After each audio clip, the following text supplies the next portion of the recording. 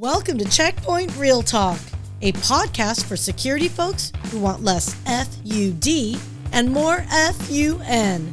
In each episode, we'll have lighthearted conversations about security, people, processes, and technology as we react to how they're portrayed in film and TV.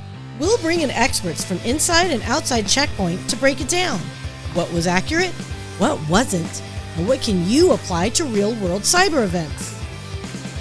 On today's episode, host Sia Yasatornrat, Checkpoint Manager Security Engineer Team Kristof Lossie, Incident Response Lead Toon De Kock, and Incident Response Analyst Toon De Kock react to the 1995 movie Hackers.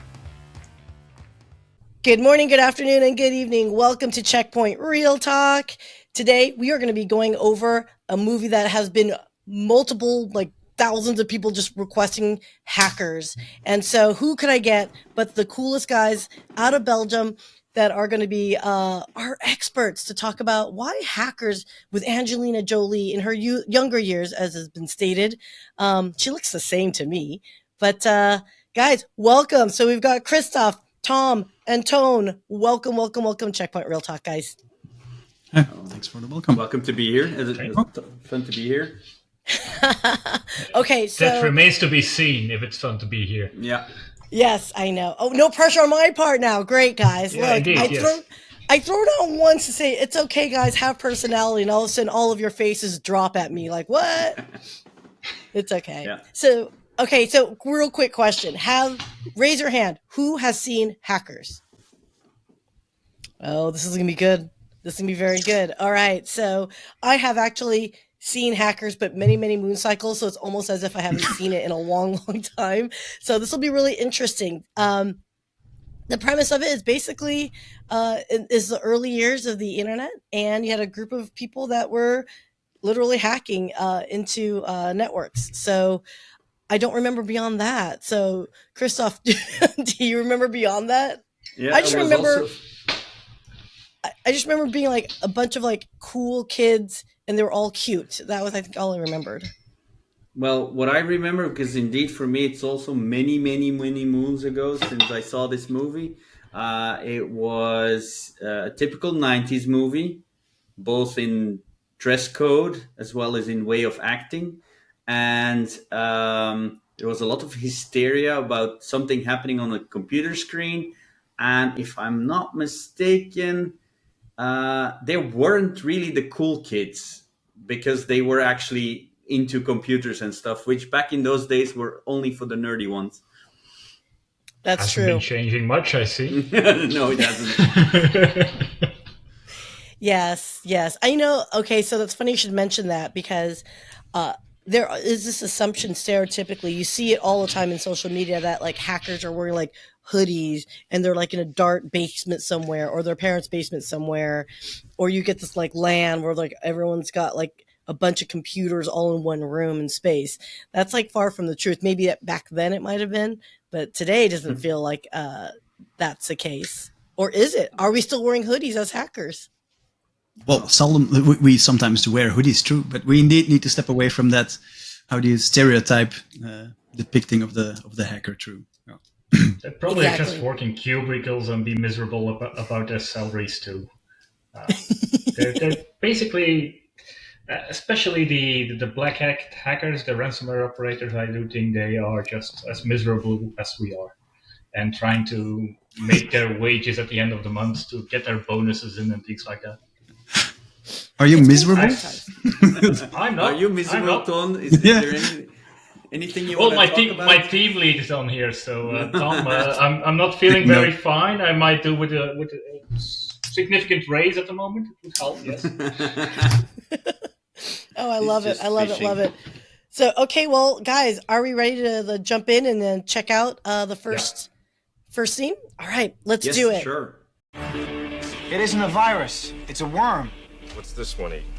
It nibbles. You see all of this? This is every financial transaction Ellingson conducts, yeah? From $1 million deals to the $10 that some guy pays for gas. The worm eats a few cents from each transaction. No one's caught it because the money isn't really gone. It's just data being shifted around.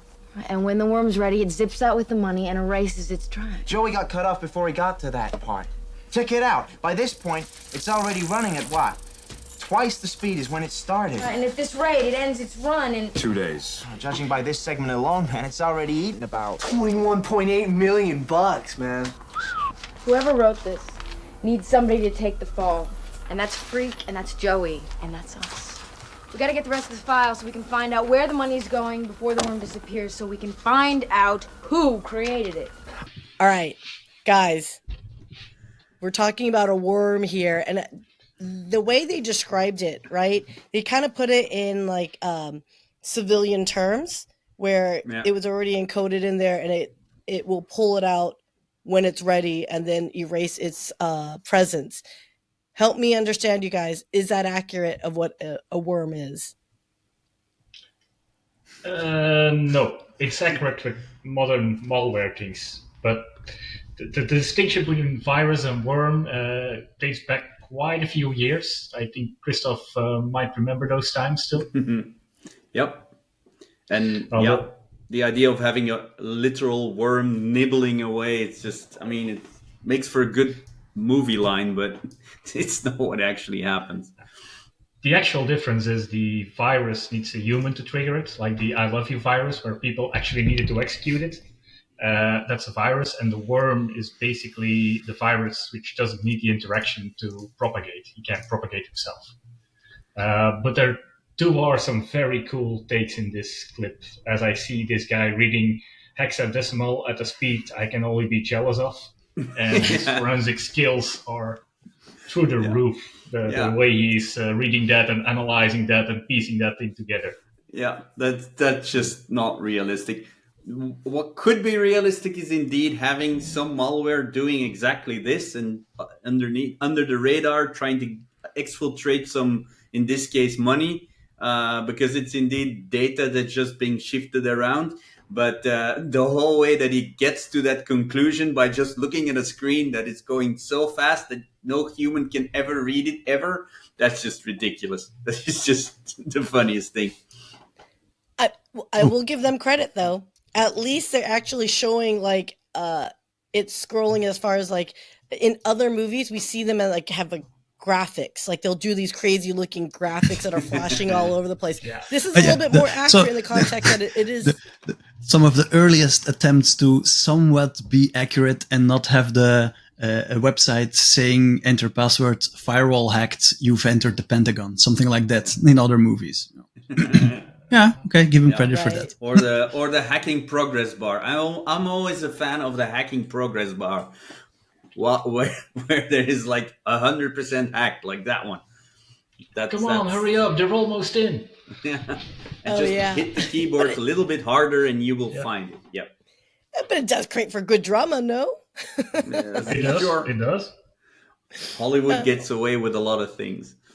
I like the fact they were actually doing forensics in this case, because they were analyzing the malware to see what it did and what its capabilities were. Yep. They did it in ultra fast forward, but they were doing forensics, so I like it. Yeah, because nobody wants to see a scene of 3 hours going through the data, figuring out what's actually happening. Nobody wants to see that in a movie. Maybe you guys, but you are the analyst, so you maybe get a kick out of it, but I sure wouldn't. Yeah, the movie would be called Case Study. Yeah, Case study. That's funny. Okay, so with that portion of the depiction of them knowing about this worm, and again, I don't know this movie either. I just thought it was a really cool scene. Let's continue on, because this next portion of it cracks me up, because I think there's something about notoriety of being a hacker. I know who wrote it. What? This Ellingson security creep. I gave him a copy of the disc you gave me. You what? Didn't know what was on it. Oh, man. It's universally stupid, man. Yo, man, you an amateur, man. Why did he come to you? I got a record. I was zero cool. Zero cool. Crashed 1,507 systems in one day. Biggest crash in history. Front page New York Times, August 10th, 1988. I thought you was black, man. Yo, man, this is zero cool. Oh, shit. That's far out. This is zero cool, man. Oh. Yo, that's great. There goes MIT. I'll make it up. Yeah? How? I'll hack the Gibson. Dude, they'll trace you like that, man. The cops are gonna find you. They're gonna find you with a smoking gun. Fucked if I care, man. Look, even if you had the password, it'll take you 10 minutes to get in, and you still gotta find the files, man. I mean, the cops will have you in 5 minutes. Oh, wow, we are fried. Never send a boy to do a woman's job. With me, we can do it in 7. You both screwed.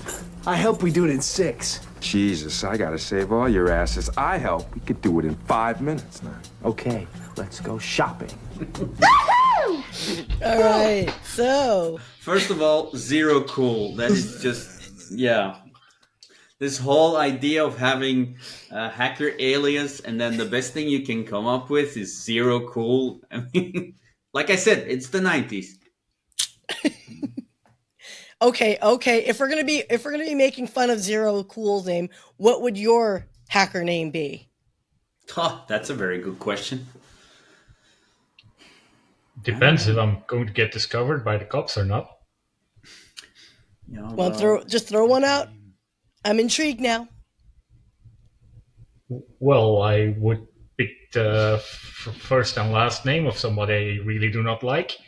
At least if I'm caught, I can have some fun with someone. Yeah, that would work. That would work. That's funny. I'll not go on record and name people, but No, but I can think of a few. Yeah, for sure. That is funny. Yeah. All right, Tone, you win on that one. First and last name of the thank person you. I don't like. I like that one. You win. All right, Yeah, so Zero Cool. Just in case. Zero Cool. He made a mistake, you guys. He took I'm guessing it was like maybe a drive or something and gave it to someone and he didn't know what was on it. So he made a fundamental, I think now, today, a common mistake, which is, I found a random USB. I guess I'll just shove it into my laptop and see what's on there. Is that basically what he's admitted to? No, I think he found something that he gave a copy to someone that he shouldn't have given that copy to. So a random USB would be the other way around. You find something and you plug it in and then it has some malware on it, which is very common, by the way.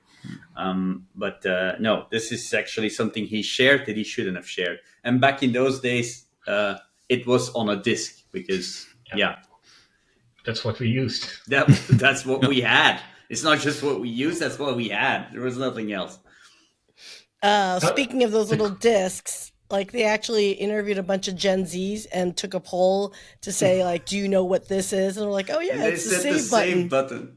The save 3D button. printed save button, right? Yeah. They 3D printed the save button. It's like, wow. Next time Oh, that's funny. if they find a music cassette, they're gonna think it's from the Civil War or something. Well, okay, I've said this before, and I know I upset a lot of my friends, but I was like, guys, the music in the 80s, like, when you think back 40 years, it would be World War II in the 40s, right? That's the same equivalent of the kids in the 2020s.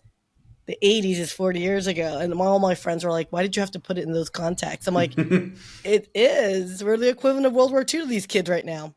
So anyway, I know, I digress. But okay, so feeling that the music, like I said, was that 40-year gap, right? This movie feels really dated in a lot of ways. So how, with Zero Cool and the fact that he shared information with someone he shouldn't have, I didn't understand that last scene where they're like, I can do it in 7. You need my help, I can do it in 6. 5. What were they talking about there? I think they were talking about how much time they needed to hack in some system and steal something. Which is a hilarious thing that you can put a time frame on there to see how much minutes you're going to take. Yep. Because that's always completely not realistic in any movie. Is the time frame. Yeah, that's like the number one thing. Like we've seen many good movies in the past, like especially things like Mr.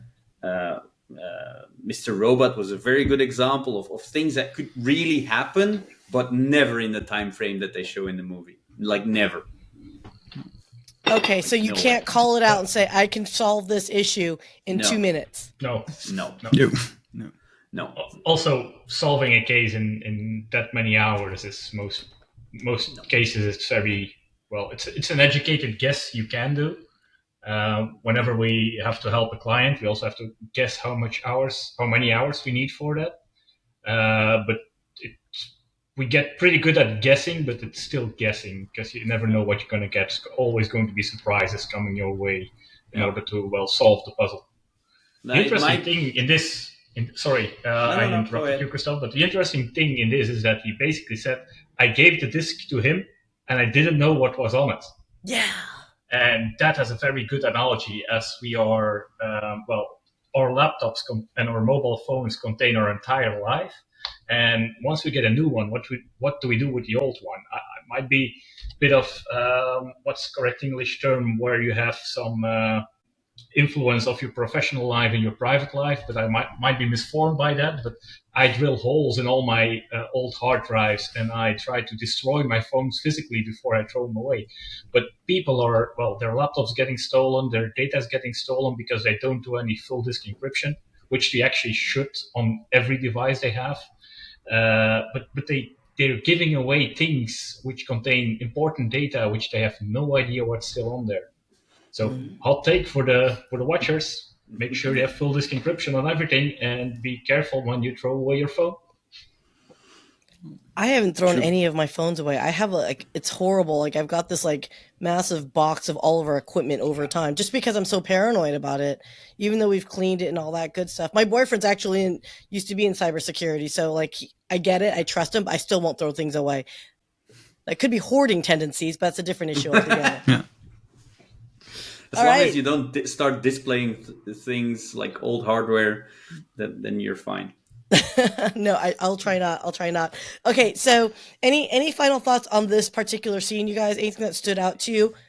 Yeah, I just wanted to add on the timing thing was that what is kind of realistic is when you have a certain window of getting something done. That is true, but you can't figure it out in time in that window. No, you need to be able to plan ahead, create some sort of attack that fits in that window. So that part can be realistic. Like we only have 5 minutes until something gets triggered. That kind of could be realistic, but then two other things that popped up here as well. Like he in this day of age, in that case, he gave a disk to somebody else. And now when, like Donald already mentioned, sometimes they're also disgruntled employees. Those hackers, those hacking groups are often mid-sized companies. They do not get enough pay or leave, and then something happens, like the Conti leaks, for example, which CPAR did a decent analysis about. So that is something true as well. Data can leak. Also in those. Watch out then for Tony. Just mentioned that he wants a pay raise. I'll be monitoring him very closely. just making sure. He knows the idea. You should be paying me more. And the other thing next to the leaking of the data was, although it was a very successful zero cool hacker, apparently with a lot of notoriety, these guys do make a lot of mistakes often that we see. We see that as well in our investigations. So they're not all very well oiled industrial hacking groups. Sometimes we see them doing the initial breach and then testing something, it fails because endpoint triggers something, they try again, they fail, then suddenly it exceeds. You see them typing in commands and then Googling new commands, copy-pasting. So it's actually also fun. It's also almost a movie on its own to do the investigation. Yeah. So basically, it's every other software engineer ever out there is doing just exactly the same thing. Yes. And there are the copy-pasting, the copy-pasting, the searching, the trying, the failing, the trying again until it kind of works, and then we're good enough. I had no idea. I am not technical. I just was I just sold the stuff. I affectionately call myself a groupie of cybersecurity. Like, I get the concepts. So you're telling me they just copy and paste off of Google, like in real time, if they're like searching? Oh, yes. That's really... Oh, yeah. From time to time... Yeah, go ahead, Toon. Go. Yeah, but I insist that you go ahead first. So. All right. So actually, this is kind of a big problem in development these days, is that nobody's writing something from scratch. So they're reusing what's called libraries left and right. And nobody really verifies whether those libraries are actually malicious, even not even badly written, but actually malicious and published because of it. So a hacker could publish something that you could use as an engineer to build software. Oh, this is an easy function that I could use, but it's actually a backdoor into using your software into whatever it's installed on, and that's very common these days. Oh, wow. Okay. Had no idea. It's something you just don't think about. That's crazy. Well, okay. So now you're really making me think, and I have to move on to the next clip. But before we close out this little moment, on a scale of 1 to 10 accuracy, 10 being the most accurate, how would you rate the scene?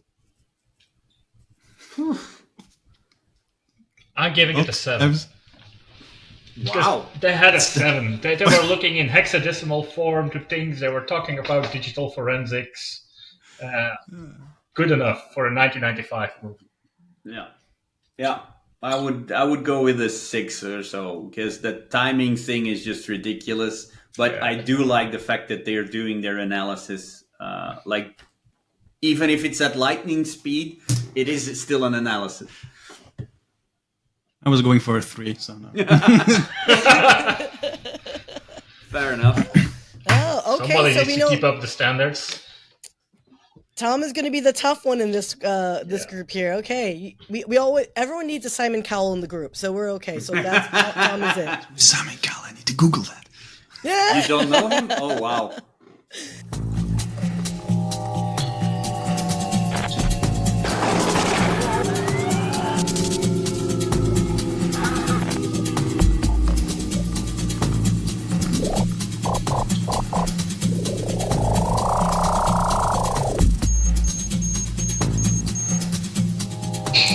So-called American Indians, Latinos, and blacks come from a genetically mediocre stock. Yak. Being aware of racial division, Get a job. And I am.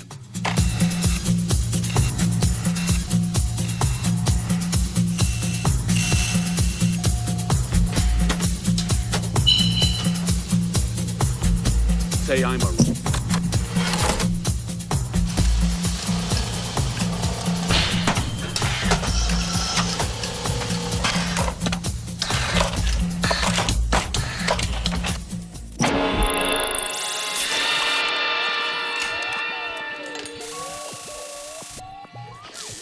Now, I'm Mr. Simpson.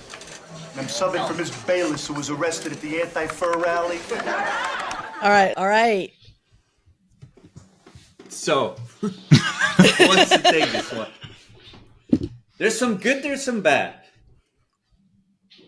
True. So. True. To be frank, last when I saw the first interface, the picture on the screen, what is it with the tape robot? I think that it should have meant. I was thinking about ICS and SCADA systems being approachable, publicly available. Actually, that was my first.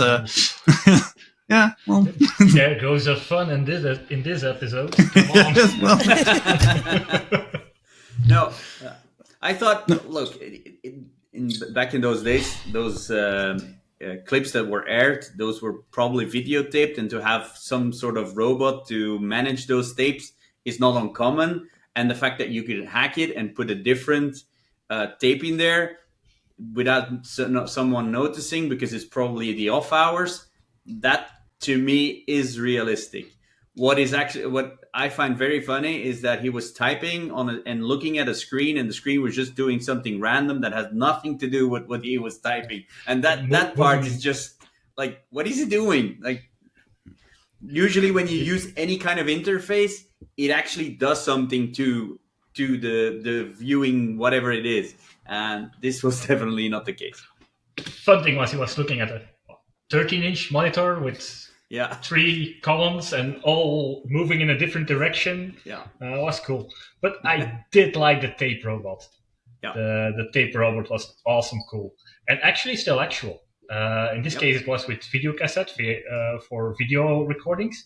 But from nowadays, we still see them in some cases with backup tapes, where the tapes are in a robot. We even have a ransomware case. We had a ransomware case once where basically the tape robot was also hacked, and they the attacker went in there and they actually deleted all the backup tapes, and they could access all the backup tapes because the tapes were still physically in the robot and the robot could access them. One of the most cool cases ever. But that's why when we're talking to a client who fell victim to a ransomware attack, that we now ask, do you have a copy? Do you have an offline copy of your backups? And then yes, we have them on tape. And then the next question is always going to be, are these tapes in a tape robot? Because we have seen cases where actually the tape robot was leveraged for that. So offline backups remains an important thing, and apparently a 1995 movie brings us right on to the top of a current case. Yeah. Ooh, I just assumed that was like antiquated, but the fact that you're talking about backups, that does make absolute sense.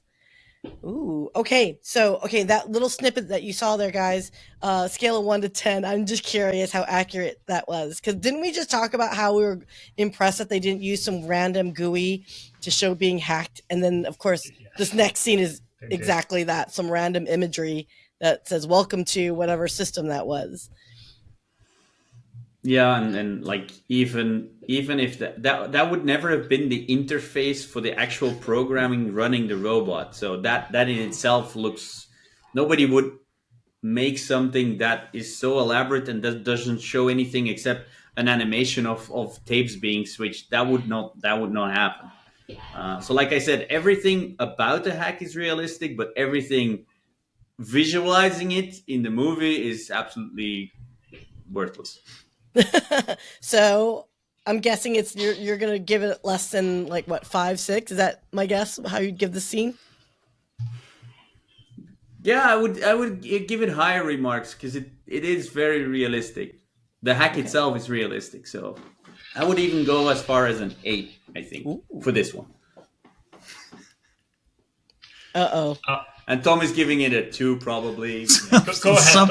Yeah, severe guy. Something like that. Yeah, no, true. The imagery was awful. Yeah, okay. The tape robot brings you to a topic that might be still on point or currently these days. But these movies, I'm not very fond of these movies because they don't do the real life justice. So no. Also, very bad score for this. All right. So what was the If score? you guys are being so severe, I'll do a 4 out of 10 for the stupid animation, but then go up to a 6 out of 10 by the coolness of the tape robot being used. Okay. All right. We'll roll with that. Okay, so let's go on to the next clip here. Now, I'm Mr. Simpson. And I'm subbing for Miss Bayless, who was arrested at the anti-fur rally. Now, I know some of you kids got computers at home, but these are school property, people, and I don't want to see any gum stuck to them. Chapter 1. Designing graphical interface.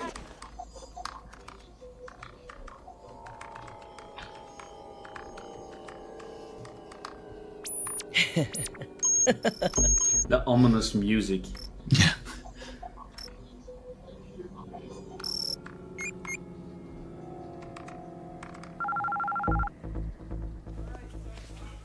What's up?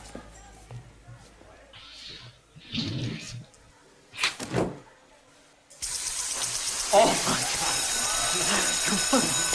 Oh my god.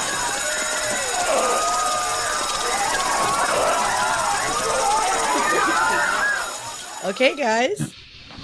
No, So those were 2 scenes, actually, right? Yeah. Well, I think it was 2 scenes. Yeah, the first one was where he was changing a score or something, or changing his class, and then the second was the sprinkler system that he hacked. this scene I liked. Okay. The scoring will be better for this one. Yeah. Because Okay. it's Talk to me, Goose. Why do you like this? well, the first one indeed, changing points or whatever. I couldn't distinct what he was changing, but that is something that it's can be very true, of course. But especially the second part of the scene, having access to an internal, in this fire extinguishing system, brings me back to the topic I said, being ICS and SCADA being publicly available. You see those. Often these interfaces are either publicly available, not enough well protected, or even inside an environment, a lot of people can access those kinds of things. So this actually is very, well, it's not plausible. This is reality. Yeah. Once inside a network, you often have access to these kind of things because they're really bad, default wise, really bad secured. And then you can do stuff like that. Yeah. So I like this. This is very, it's very plausible indeed. very plausible. Yeah. Did any of you guys pick up that he basically makes him graduate to advanced English?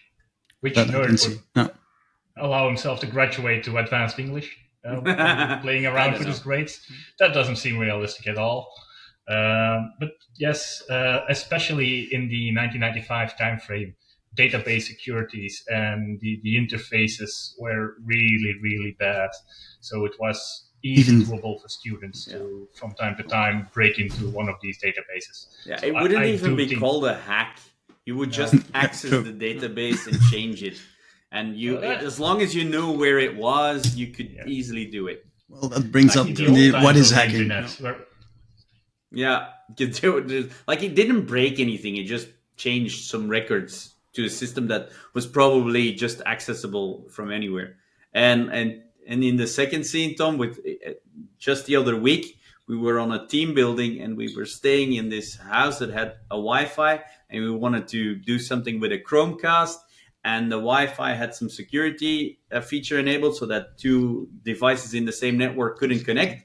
And we simply tried the admin portal of the Wi-Fi, which had the default password on it. We just logged on, changed the setting, all done. So, and that was in like a publicly available place where you would didn't expect it, but it was still default password, like that kind of stuff, and it still happens today.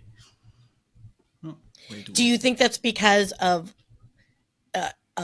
ignorance of maintaining good policy or laziness? What do you guys? I wouldn't use these words. That's easy to hack. I will. Yeah. Laziness and ignorance, or forgetting about it. We say that often, Ton. It's not. It's not ignorance or laziness. It dives right into the topic of skills shortages. People or companies don't having the bandwidth or the people to manage these systems. You buy the ecosystem nowadays. You need tons of different security vendors or just infrastructure type of vendors. You have tons of tools. Nobody is fully educated on them. So no, it's default out of the box. You place it. You don't configure. You don't update, and then these things happen. It's one of those. Then you have the complexity for the party setting it up and then saying to the guys who are going to have to work with it afterwards, saying, hey guys, I set this up with the default password so you guys can change it later. And the other guys say, yes, we'll do that. And they forget about it because they're overtasked and have 3,000 other things to do in the company. It's also one of these things we see a lot. There's a lot of non-sexy cool things. Of a partner. Go ahead. Yeah. Sorry. Because I used to work at a partner doing these installations of tons of these systems, and I can tell you that you indeed are there. Like, guys, it's finished. Now you need to change it, and you do your best, and then And it's always the same thing with security products. You have the quality of the product, and you have the quality of the configuration of the product. And just plain things like forgetting to reset default credentials. The product might be top-notch. If you forget to do the basics, like resetting the default passwords, it's going to be breached sometime. It feels like a human aspect, right? The human element. If there's going to be that one step, it's going to be the human, right? Like it usually is. It usually is at some point. And even if it's the system, someone made a mistake somewhere that allows some hacker to misuse a system. So at the end, it's all human. But yeah, most of it, when it comes down to configuration, it's usually, And like Tom said, it's not really their fault in the sense that they are overworked. They don't have enough resources, so they need to prioritize on the most important things. And most businesses still prioritize availability over security at any time. And that usually bites them in the rear end at some point. And then Ton and Tom can go and fix the problem when that happens. There you go. It's called job security, guys. Yes. Yeah, there's plenty of that for us. True. Sadly enough, of course, but no. It's a sad fact, but I tell everyone if you want job security, go into cyber because that's just where it's gonna go.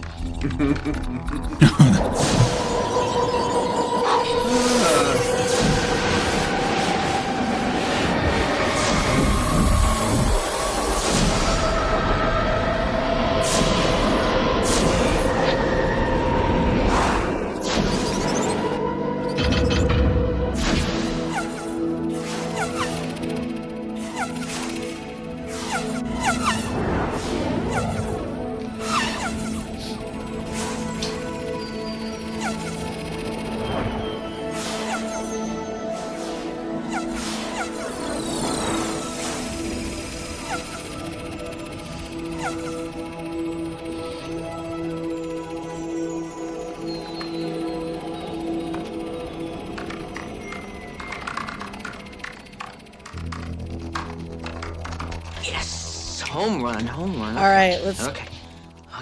What a great visual depiction of Yeah. this. With no link to reality whatsoever. No. Nope. This is just a Hollywood attempt to make things that literally look very boring, make it look interesting. That's just it. There's nothing. This to me gets a 0 out of 10. Like, this is worthless.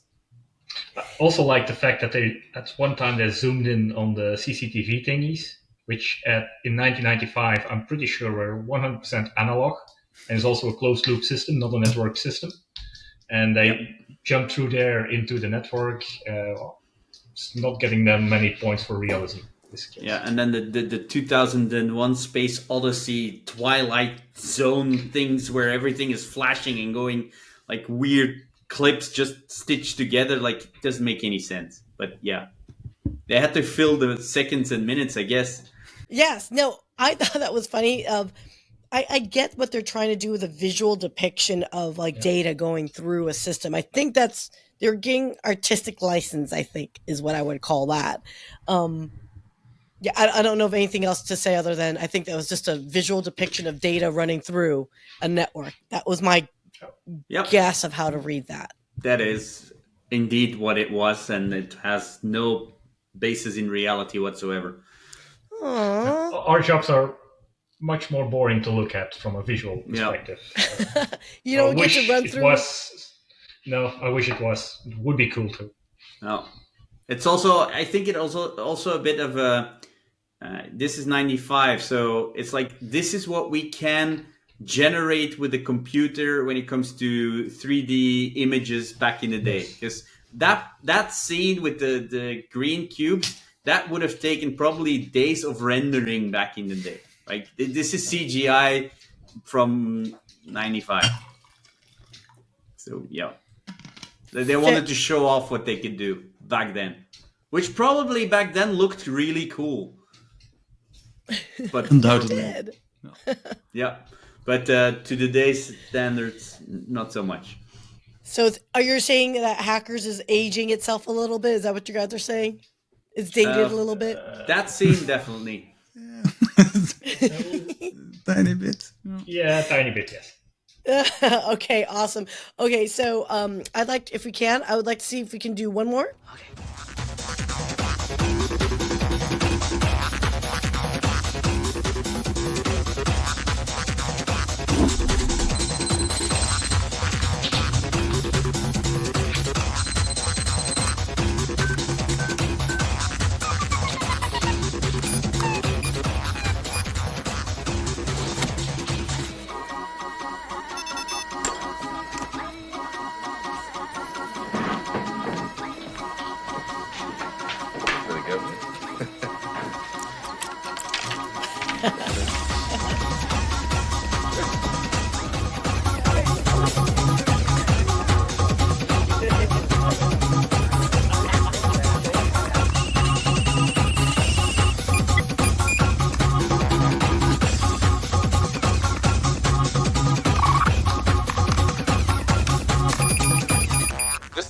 Sir, you inquired about an employee of ours, Agent Richard Gill?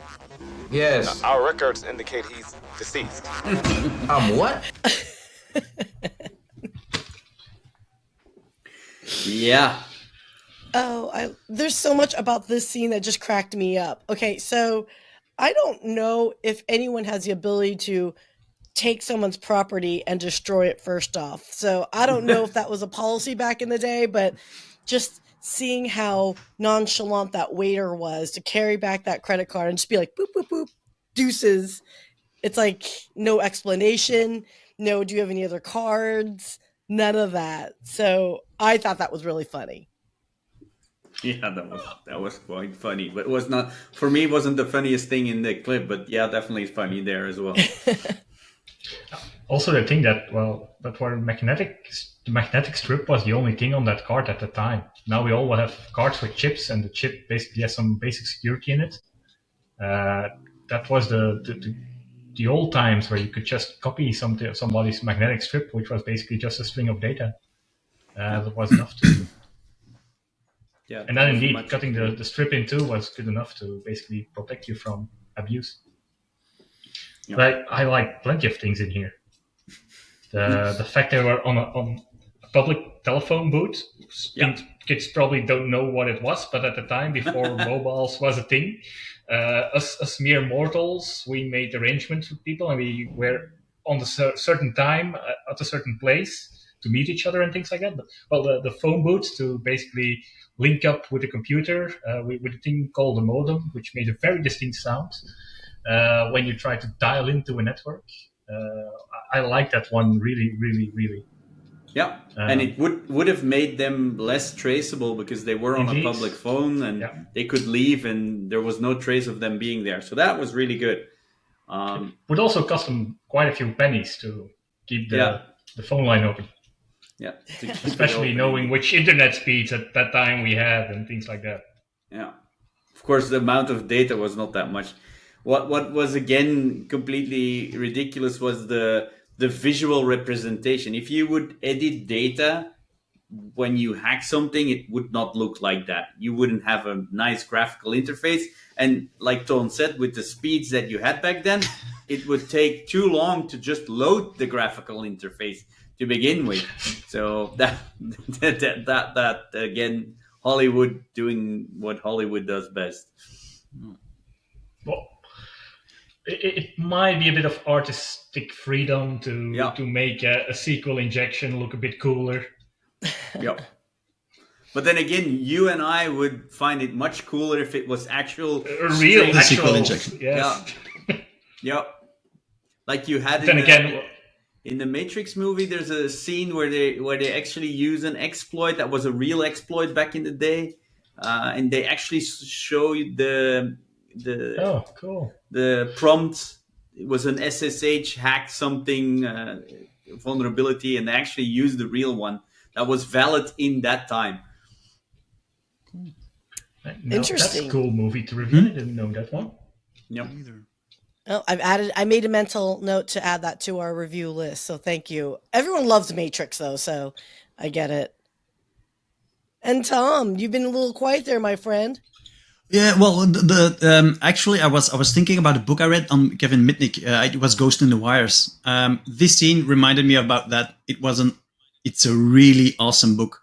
I've only been playing in the digital realm doing this, but if you see how he explains in very much in detail how he deceived FBI by leveraging the phone system back in the days and hacking into companies and universities. Awesome book to read if you want to dive into that tech subject. Ghost in the Wires. What was it? What's the correct term for that? For phone line hacks? Fracking? No? Fracking. Fracking, yes. No, fracking. Is it fracking? It has a specific term. Oh, interesting. And not to be confused with the term used in Battlestar Galactica, which is also it's a completely different thing. Series. Yeah. And what's relevant today also, I think, is that how much of our lives is digital. So if they mess with that data, it can have real life consequences. Like if someone puts somewhere that you are actually deceased, it can be hard to get those errors out of the system. That prove it, right? That is something that we don't deal with, of course, that type of incidents or cybercrime. That's more for police. But it is. I can't remember. I can't remember the name. When somebody takes your identity, there's takes over your account. Yeah. There's something else as well. Wanted to go to identity theft, of course. It's a severe issue once you have that. If they take your identity, because there's also very little you can do about it. It can mess up your life.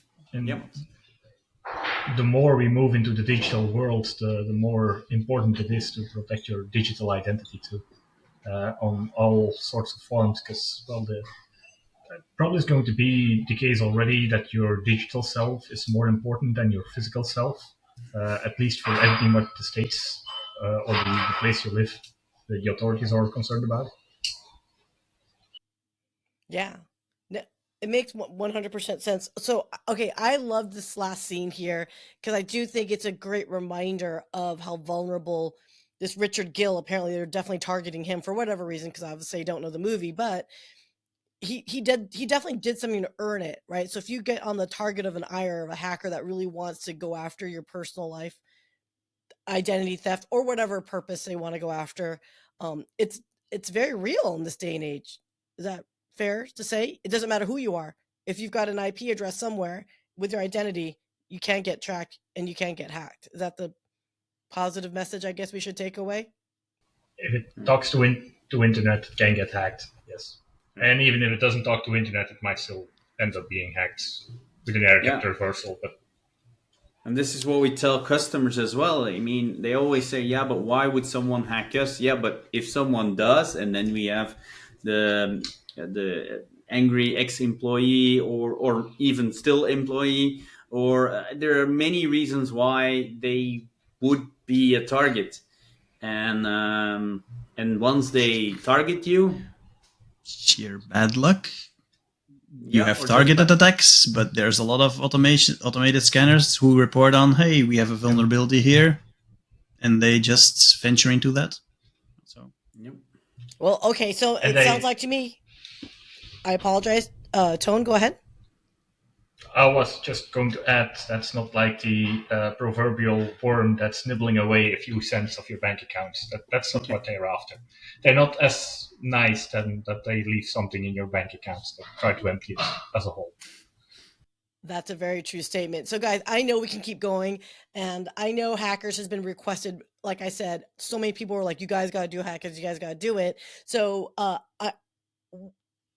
I know we didn't actually play the movie thematically speaking, but of the scenes that you have seen so far, knowing that's a 1995 movie, on a scale of 1 to 10, what did you think of your experience of watching the Hackers scenes? Overall. I'll go for a 3.5. Not my kind of movie, I think. No, not going to spend my time on it. Let's call it like that. All right. Toon? I go for a 7 because there are some interesting concepts which are still valid today. And I'll go for a 6 because I think it is good entertainment at least, and it has some points of truth, but it's just fun to watch. Well, guys, I appreciate your feedback, and Tom, you cracked me up. You're like, it's a 2 or a 3 on a good day. You might be surprised. I mean, a lot of guys and gals in cybersecurity have said Hackers has actually got them interested in going into the field. So it's like one of those early, predecessor, I guess, what do you call OG movies. So I might check it out myself. I haven't seen it in like so many eons, but yeah, I gotta say it is entertaining. It's probably more accurate than I think some other movies that we've seen of depiction of hacking. But yes. I mean, come on, you guys. If Hollywood actually filmed us accurately of what you guys all do all day, I'd imagine it would be a very short movie with a very small niche of people that'd be interested, just because it's so not exciting visually speaking, as you guys have said. Is that accurate? Be a very long movie. Sometimes a very long and boring movie. Long and boring movie. With, like, at the very end, a eureka moment, and that's it. And it's end scene. Well, guys, Well, Kristof, Tone, Tom, I really appreciate your time, and I really loved your guys' insight. So, you know what? I think we could just go ahead and wrap this up because I have a feeling we could keep going and going on this. So I want to say thank you so much for your time. You guys have been rock stars, and you're always welcome back. But let's go ahead and wrap this up for another episode of Checkpoint Real Talk. We'll see you next time. That's a wrap on today's episode of Checkpoint Real Talk. If you like this video, hit that subscribe button and some of those other buttons to show us your appreciation. And if you want to learn more or have any questions, please let us know in the comments. We'll see you next time for another episode of Checkpoint Real Talk.